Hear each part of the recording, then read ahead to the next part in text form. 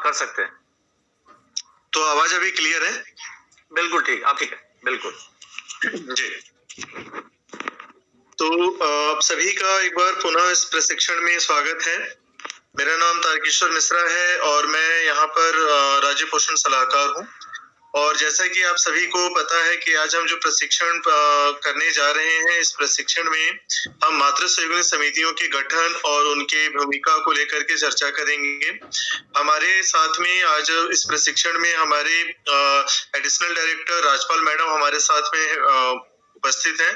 तो मेरा राजपाल मैडम से रिक्वेस्ट होगा कि मैम अपनी बातों को एक बार हम सबके सामने यहाँ पर रखें। डायरेक्टर मैडम की प्रभावी पहल के उपरांत जो है ये हम लोग चालू कर रहे हैं मातृ सहयोगी समिति के प्रशिक्षण के संबंध में और गठन के संबंध में। तो बहुत ही ये जो है अभूतपूर्व पहल है, इसकी बहुत लंबे समय से जरूरत महसूस कर रहा था विभाग। तो मैं सभी प्रतिभागियों का तहे दिल से स्वागत करती हूँ और साथ में अनुरोध करती हूँ कि कृपया इसको बहुत ध्यान से सुनें, क्योंकि ये बहुत ही एक नई चीज अपने विभाग में आएगी इसके माध्यम से, और हमारा पूरा जो सिस्टम है नीचे तक सेवाएं देने का, वो इससे बहुत सुदृढ़ और ताकतवर होगा। तो जैसा कि अपन पहले से अनुभव करते रहे हैं, अगर फील्ड में किसी भी अधिकारी से अपन ये बात करें कि क्या आप जो सेवाएं दी जा रही हैं उनकी जो क्वालिटी आ रही है, जो अपन दे पा रहे हैं, क्या अपन उससे संतुष्ट हैं, तो हर अधिकारी का कहना होता है कि नहीं, हम पूरी कोशिश कर रहे हैं लेकिन हमें उस पर हम संतोष व्यक्त नहीं कर सकते, वो संतुष्ट नहीं होती। इवन दी कार्यकर्ता को भी अगर गांव में अपन पूछते हैं कि आप इतनी सेवाएं दे रही हैं, आप इतनी मेहनत कर रही हैं, पूरा सही से काम कर रही हैं, क्या आप संतुष्ट हैं, तो उनका भी कहना ये होता है कि हम बहुत कोशिश करते हैं लेकिन हमें उतने अच्छे परिणाम नहीं पा पाते हैं जो हम असल में चाहते हैं। तो इसका कारण ये होता है कि हम एक तरफा अपनी ओर से हम सारी सेवाएं देते हैं, लेकिन जिसको सेवाएं दे रहे होते हैं उसकी ओर से जो है ना, उसमें निगरानी नहीं होती, उसको कई बार उसकी पूरी समझ नहीं होती, उसका कंट्रीब्यूशन, उसमें सहयोग हमको नहीं मिल पा रहा होता है। तो ये जो मातृ सहयोगी समिति हम गठित कर रहे हैं, ये पहले 2007 में और 2005 में भी इसके निर्देश निकले थे, उनसे थोड़ा सा इसमें जो है वो परिवर्तन होके अब ये अधिनियम के तहत होके और सतर्कता समिति के रूप में सामने आया है।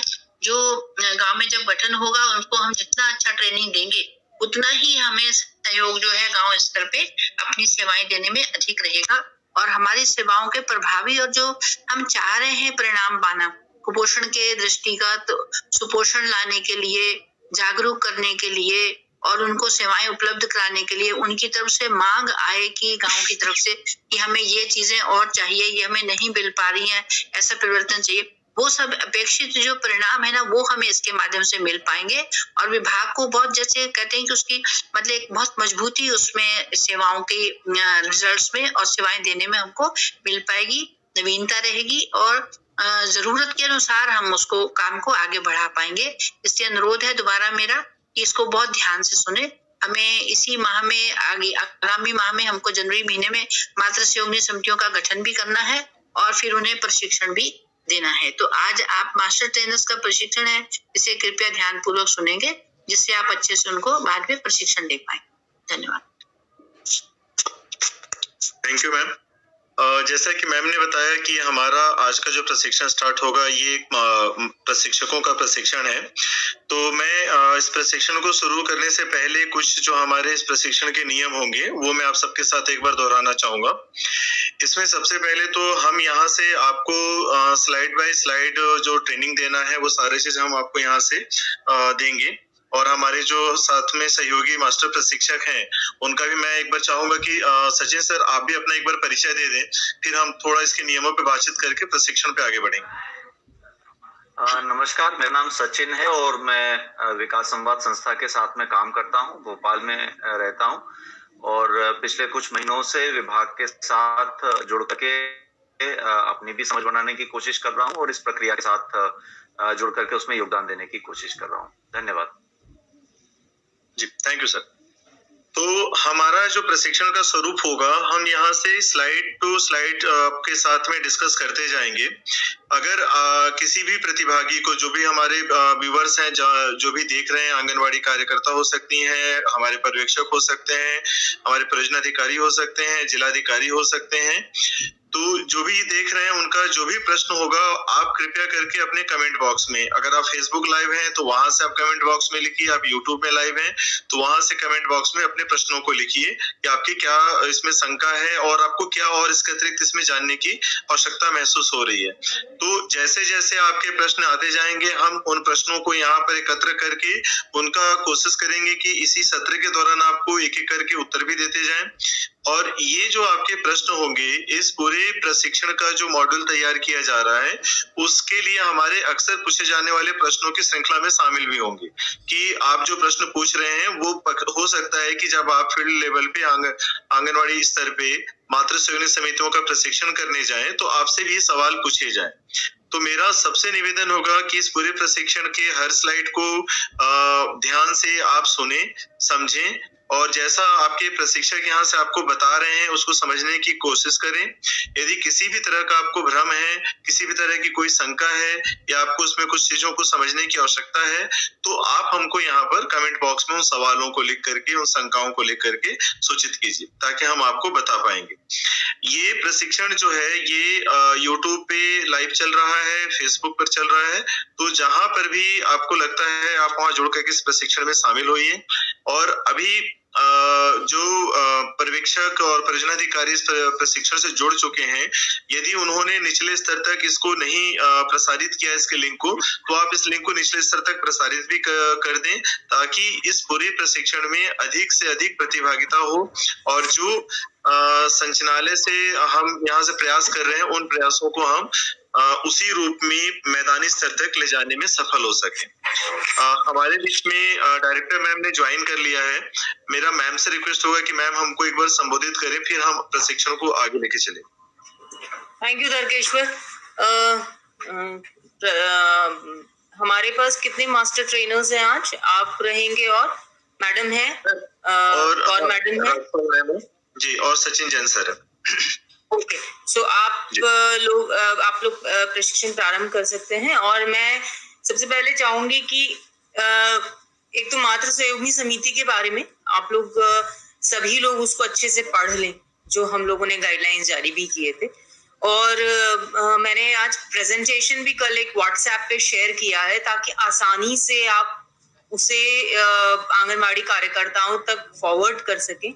मूल मंशा इस जो हमारी समिति मातृ सहयोगी मातृ समिति को गठित करने की इसकी उद्देश्य ये है कि हम अधिक से अधिक समुदाय के साथ संवाद कर सकें और उनको इस प्रक्रिया में जो कि हम लोग कुपोषण के विरुद्ध जो जंग है, जो एक हमारा मुहिम है कि हमारे समुदाय में हर बच्चा स्वस्थ हो और हम जहां तक हो सके जितना भी उसको हम प्रयास कर सके हमारे कुपोषण के दर में कमी आए।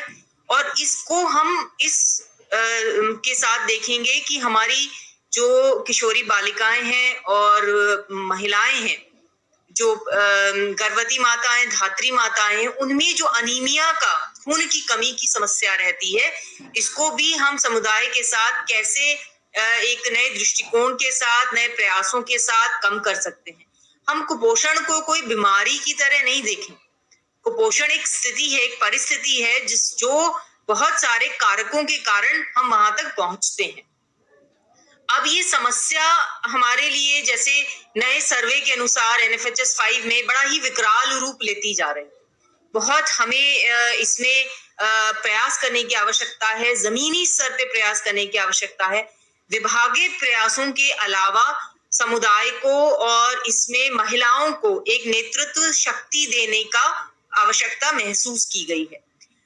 जो राष्ट्रीय सुरक्षा खाद्य अधिनियम है, आपको एक बार ये बिल्कुल समझ में आ जाए कि ये जो समितियां हैं इनको कानूनन हम लोगों ने एक अधिकार दिया है कि ये आंगनवाड़ी में दी जाने वाली सेवाओं का निरीक्षण कर सके, अनुश्रवण कर सके और सहयोग दे सके ताकि ये सर्विसेज, ये सेवाएं जिनका मंतव्य है, जिनका उद्देश्य है कि हर घर तक उसकी पहुंच हो और लोगों का में एक जो स्वास्थ्य के प्रति मिथक हैं उन्हें हम दूर कर सकें, स्वास्थ्य सेवाओं की पहुंच दिला सकें और उन्हें इससे जोड़ सकें।